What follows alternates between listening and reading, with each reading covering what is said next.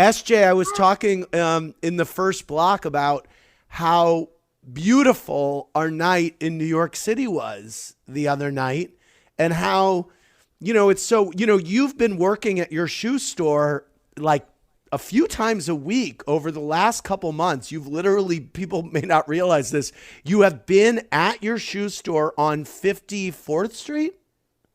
Yeah, I work in both the stores. There's one on 54th Street in Midtown between 5th and 6th, and then we have a store down in Seaport. But I will say that I always work at the stores. I have since Yes. we've been fortunate to have them, and but this has been, coming back after phase 3 opened and the governor allowed us to, you know, retail to open. It's been especially, I don't know, sentimental, touching. It's been so nice to engage again, even with only 3 people at a time and with masks and not being able to touch people, but I can still get on the floor and move a shoe near Yeah. somebody and meet people from all over. But Andy, it's not about me. This is not about me. But I do No, want to no, say no. But something about the other night, because okay. 2 people were missing and it wasn't an oversight. So I just want to set the Yeah. record straight. Okay. Gathering together on September 11th, which is typically something we plan, right? We spend a lot of time Yep. talking about it, what we're going to do, who's going to try to book a table at Raoul's, etc. And this came together very last minute. Oh, there's a strange Yes. shadow. And so Amy Sedaris and Matthew Broderick were not able to join us, correct? Yes. Yes. So I just want to say that it wasn't official. It was a nod toward a tradition. Yes, it was a but it was spur of the incomplete. moment. Beautiful, but Yes. incomplete. Exactly.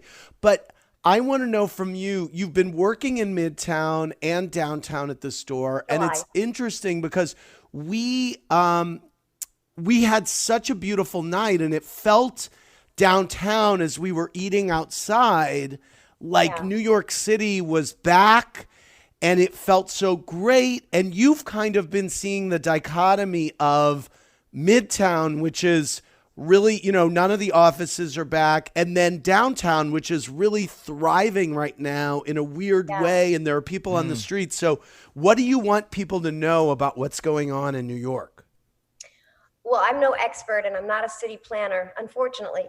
But nor do I work in public policy, unfortunately. Right. But I guess what I'm seeing is, that there are massive pockets where it's desolate and people and businesses are hurting in ways that are sort of beyond comprehension and heartbreaking. And yes, the West Village and parts of lower downtown sort of trick you into believing everything is fine. The restaurants have done a magnificent job of getting themselves open, and communities are so happy to patronize and support.